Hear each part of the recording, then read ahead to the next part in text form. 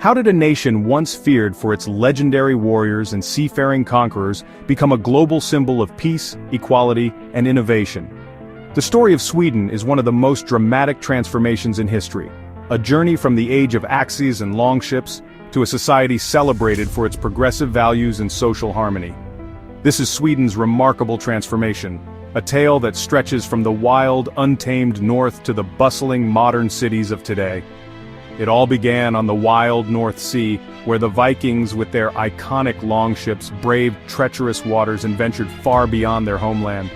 These daring explorers and warriors left an indelible mark on the world, shaping not only their own destiny but also the fate of distant lands. The Viking image, raider, explorer, survivor, captures only a sliver of Sweden's story.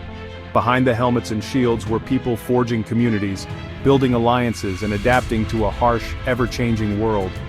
From the dense forests and shimmering lakes, scattered tribes emerged, each forging their own traditions, legends, and ways of life.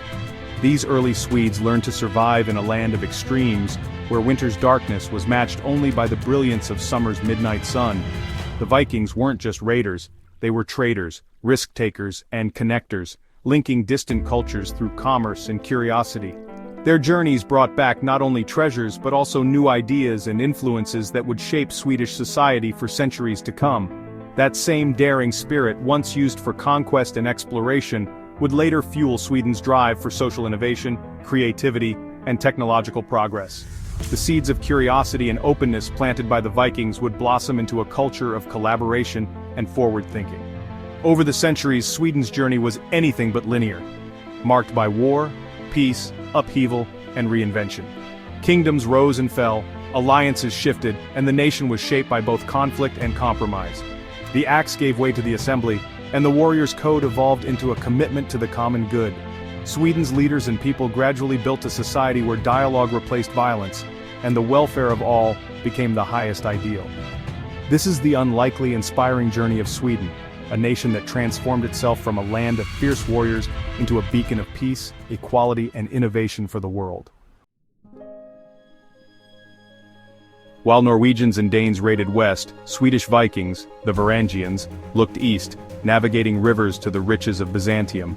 They became traders and mercenaries, exchanging northern furs and slaves for silks, silver, and spices. Many served as elite guards in Constantinople, returning home with wealth and new ideas. Exposure to advanced societies inspired political change back in Sweden. Trade networks and foreign service laid the groundwork for unification. From these worldly traders and warriors, the seeds of a Swedish kingdom were sown. For generations, Swedes worshipped Norse gods, their faith woven into daily life. But as returning Varangians and Christian missionaries arrived, a new faith slowly took root. Kings like Olaf Skotkonung saw Christianity as a tool for unity and legitimacy. The church brought written language, law, and a network that helped centralize power. The transition was gradual and often tense, with old beliefs lingering for decades. Eventually, Christianity unified Sweden under one faith and monarch. The Viking era faded, replaced by kingdom building and new cultural foundations. This was a pivotal step toward the Sweden we know today. By the late 1300s, Sweden found itself bound within the Kalmar Union, a political alliance that united the crowns of Denmark, Norway, and Sweden under a single monarch. While the union was intended to strengthen the region against outside threats, it soon became clear that Denmark held the real power, often ruling with a heavy hand and prioritizing its own interests over those of the Swedish people. Danish dominance bred deep resentment among Swedish nobles and commoners alike. Tensions reached a breaking point in 1520 with the infamous Stockholm bloodbath, a brutal event where dozens of Swedish nobles and leaders were executed on the orders of the Danish king, Christian II. The city was gripped by fear and outrage, and the massacre sent shockwaves throughout the country.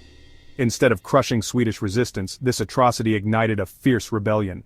Ordinary peasants, farmers, and townsfolk, fueled by anger and a desire for freedom, began to rise up against their oppressors, determined to reclaim their homeland.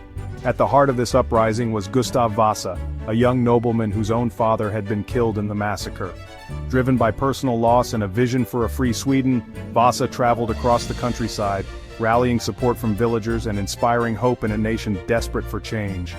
His daring escape from Danish captivity, evading capture through forests and mountains, became the stuff of legend. Stories of his courage and determination spread quickly, turning him into a symbol of resistance and a hero in Swedish folklore. After years of struggle, Gustav Vasa's leadership paid off. In 1523 he led his forces to victory, expelled the Danes from Swedish soil, and triumphantly entered Stockholm. That same year he was crowned king, officially ending the Kalmar Union and restoring Sweden's independence. As king, Gustav Vasa made bold moves to secure his power. He broke ties with the Catholic Church, seized church lands and treasures, and introduced the Protestant Reformation to Sweden, forever changing the nation's religious landscape. Vasa also centralized authority, reformed the tax system to strengthen the crown's finances, and established a hereditary monarchy, ensuring that his descendants would rule after him. These reforms laid the foundation for a strong, unified Swedish state.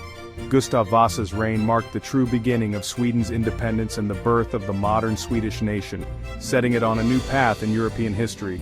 Today, Gustav Vasa is celebrated as the father of Sweden, a visionary leader whose courage and reforms shaped the country's identity. His legacy endures in the institutions, culture, and spirit of Sweden, continuing to inspire generations to come. After independence, Sweden rose as a European power dominating the Baltic in the Age of Great Power. Rich resources and a formidable army fueled expansion. Gustavus Adolphus, the Lion of the North, revolutionized warfare and led Sweden in the 30 Years' War. His victories made Sweden a Protestant leader and earned it new territories. The empire reached its peak, but maintaining it strained Sweden's resources. A militarized society emerged, but the seeds of decline were sown. The Age of Great Power was glorious but unsustainable. Eventually the empire faded, paving the way for a new Swedish identity. Sweden's focus would soon turn inward. The fall of the Swedish Empire after the Great Northern War left the nation humbled and exhausted. Defeat forced Sweden to rethink its future, shifting from military ambition to neutrality.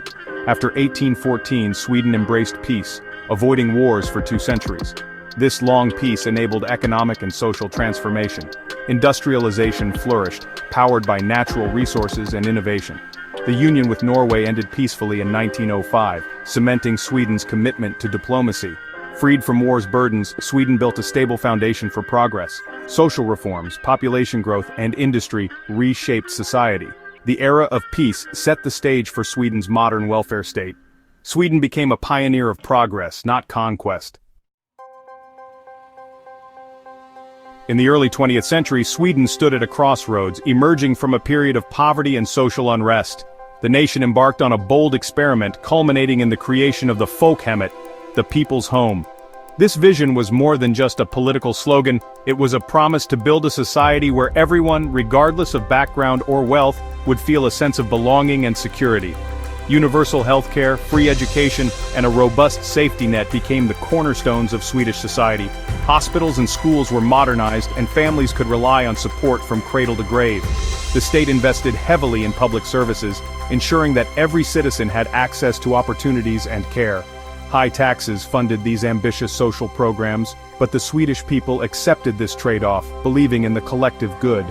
At the same time, innovation and entrepreneurship flourished, driving economic success and making Sweden a model for other nations. Companies like Volvo and IKEA, born from this environment, became global icons, symbols of Swedish ingenuity and design that reached far beyond the country's borders. The Swedish model found a unique balance between capitalism and equality, fostering both economic stability and social cohesion. This approach helped create a society where prosperity was widely shared and social mobility was possible for many.